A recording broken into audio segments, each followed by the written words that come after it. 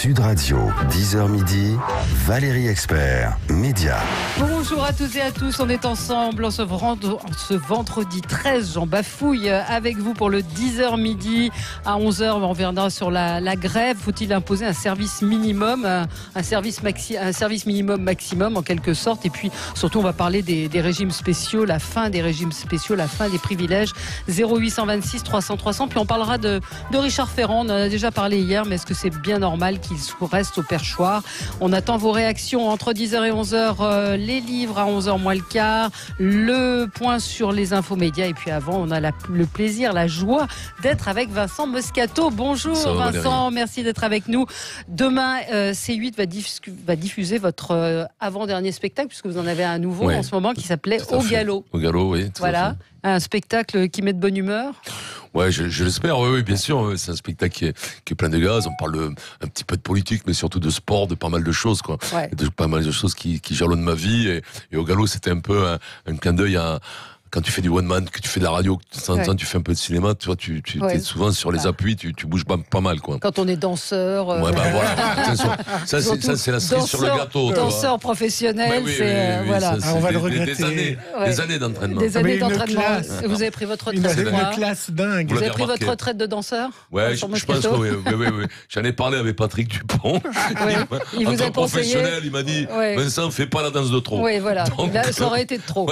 0826 300 300 si vous voulez parler avec Vincent Moscato, évidemment. L'antenne de Sud Radio vous est ouverte. On va parler évidemment de ce que vous regardez à la télévision. Hier soir sur TF1, ça a cartonné. 5 184 000 téléspectateurs pour Le Temps est assassin, la série policière avec Mathilde Seigné et Thierry Godard.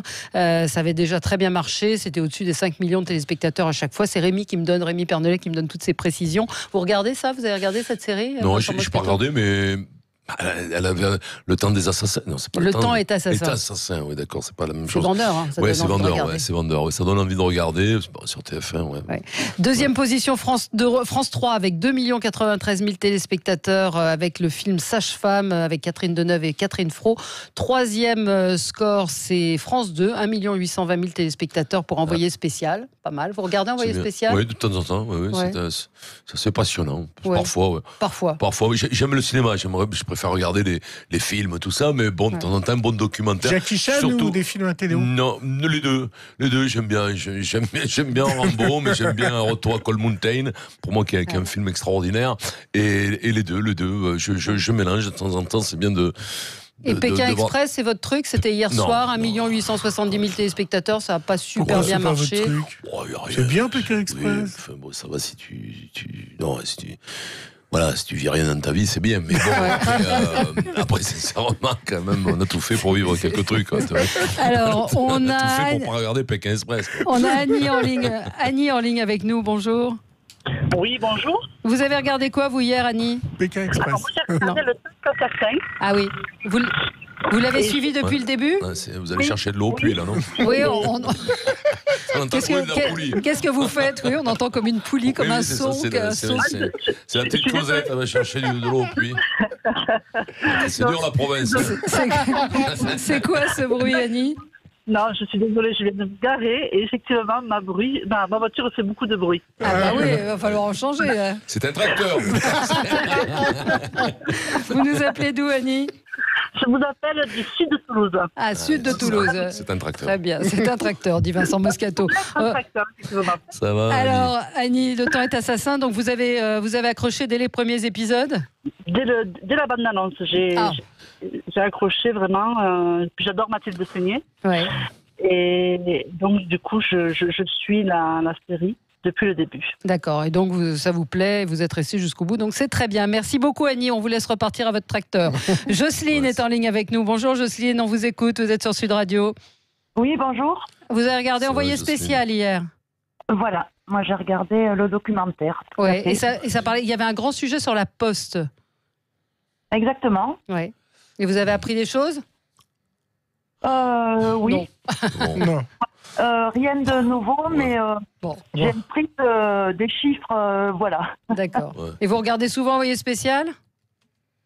Oui, assez souvent, c'est vrai. D'accord. Enfin là, ça vous a pas marqué apparemment. Ouais, ça vous a pas emballé. Ça vous a pas...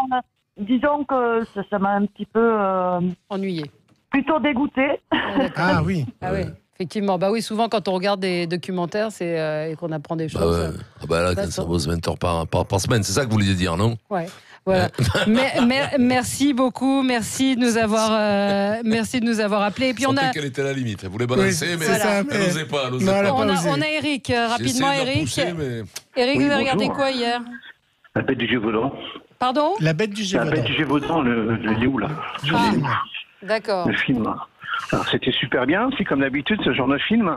Et ça fait un peu peur, sauf que c'est une histoire, on ne sait pas si c'est vrai, si c'est pas vrai. Enfin, c'est impressionnant, mais c'est super joli, super beau. Bon, c'est un mystère, on ne sait pas du tout. C'est comme le Dahu. Ouais, non, mais la bête du Gévaudan, c'est un criminel, un tueur en série ou un loup. C'est vrai que c'est passionnant. Merci Eric de nous avoir appelé. Vous, c'était quand la première fois que vous êtes apparu à la télé? C'était en tant que joueur de rugby? Oui, il y a longtemps. Ouais, c'était la première fois. J'étais junior à Gaillac. C'était ma première année junior, puisqu'après je suis parti. Et j'avais 17 ans. C'était pour FR3. On avait été champion de France. Et c'était pour FR3 à Toulouse.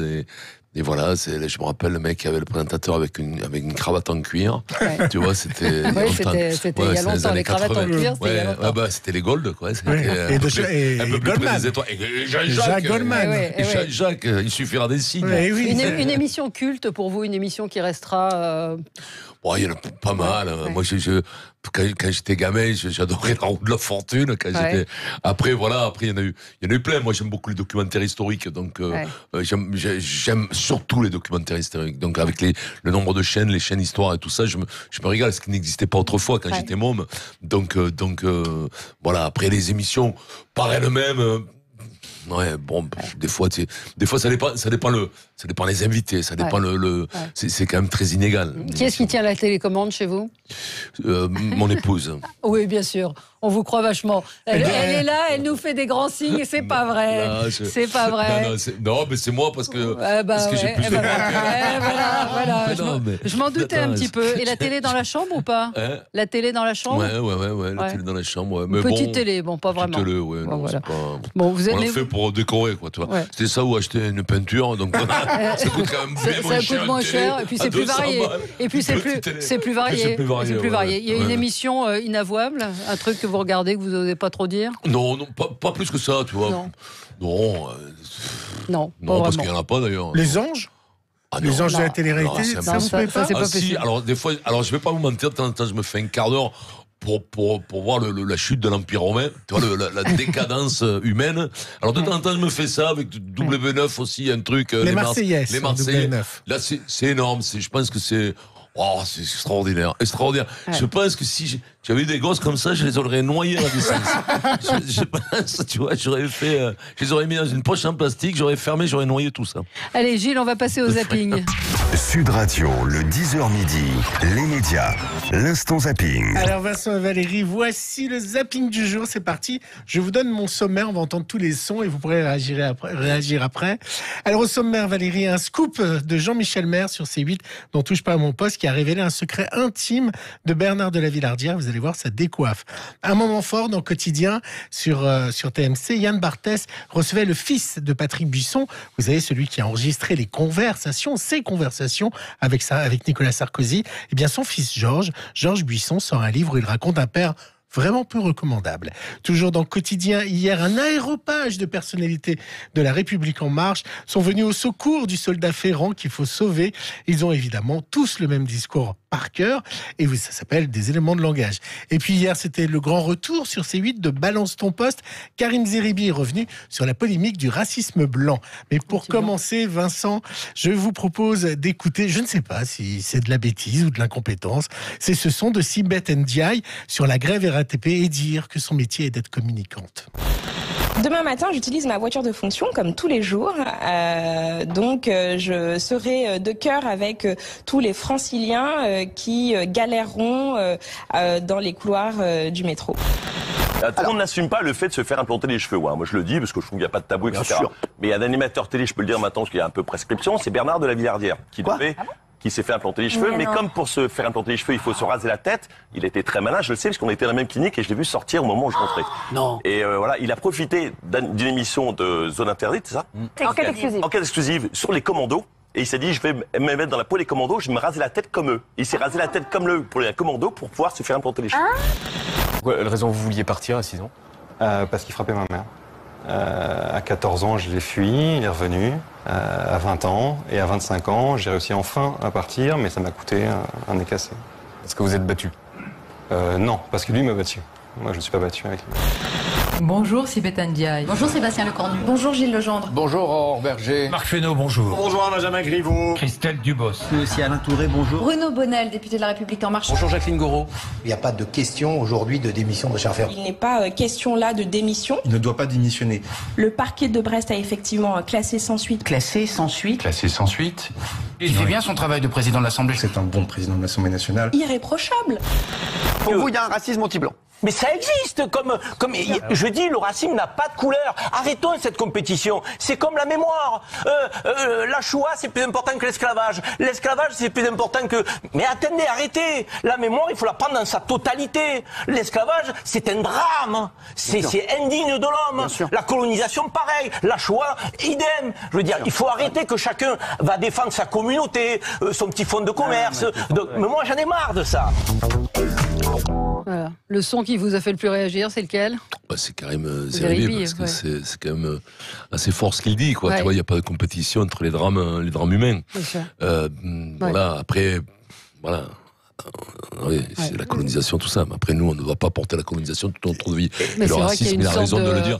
Le Ouais. racisme aussi anti-blanc. Il a raison de le dire. Le racisme, c'est pas les blancs, c'est pas déposé, c'est dans l'homme, c'est dans le corps humain. Le racisme, c'est la différence de l'autre nous fait chier. Alors, on la combat, la société tend à la combattre, mais elle est égale. C'est-à-dire qu'un gamin élevé dans un groupe différent, c'est-à-dire toi ou moi, on peut agir différemment. Moi, j'ai l'expérience des groupes. J'ai fait une vingtaine d'années dans les groupes. Donc, je sais très bien que les mecs qui se targuent de dénoncer les choses pour paraître eux au-dessus sont en général les plus mauvais. Donc il faut faire très attention à ça. Il y a du racisme dans le rugby?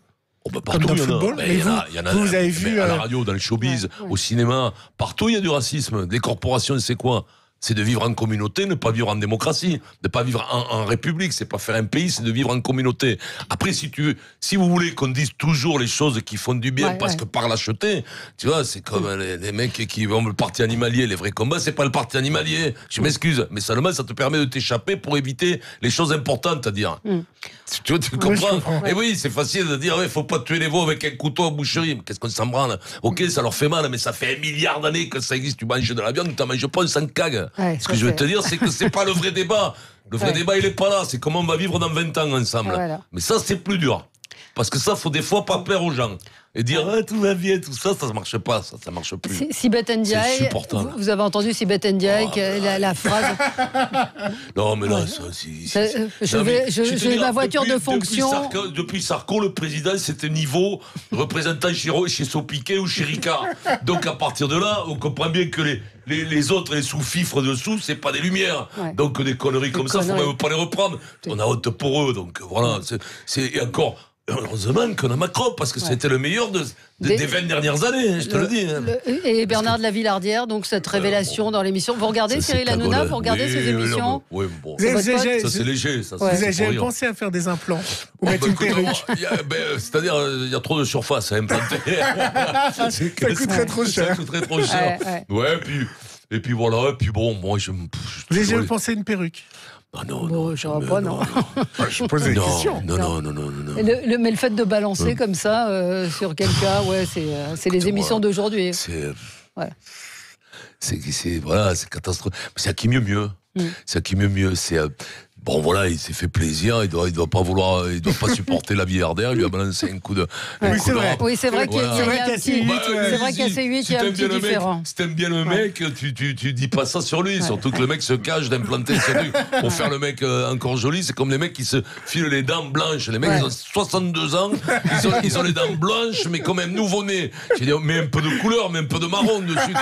Parce qu'à un moment donné, ça va se voir que t'as de la céramique. Tu vois que. Voilà. Alors. Ça donne un avant-goût de votre show, hein, de votre one-man show, là, tout ce qu'on entend. Oui, bien sûr. Ça va être bien. Alors, en cherchant un petit peu des choses sur vous, j'ai vu danseur, biker, sauveteur, proche de la cour d'Angleterre. Vous êtes tout ça? Ah non, ça c'est dans mon show.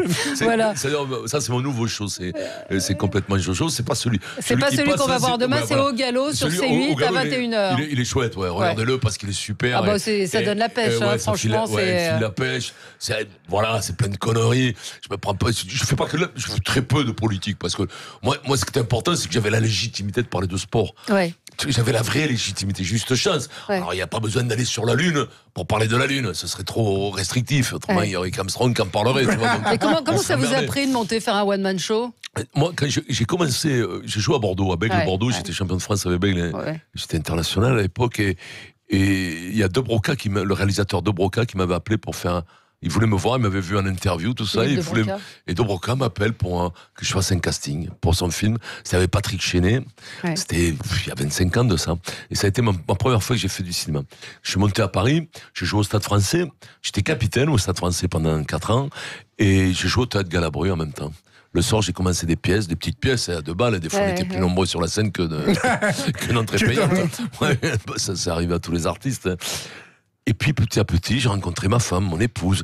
Tu vois, il y a eu un changement de vie quand j'ai arrêté le rugby. Il y en a 2, ma femme, mon épouse. Donc, j'ai eu un changement de vie, bien entendu. Comme il fallait penser une reconversion.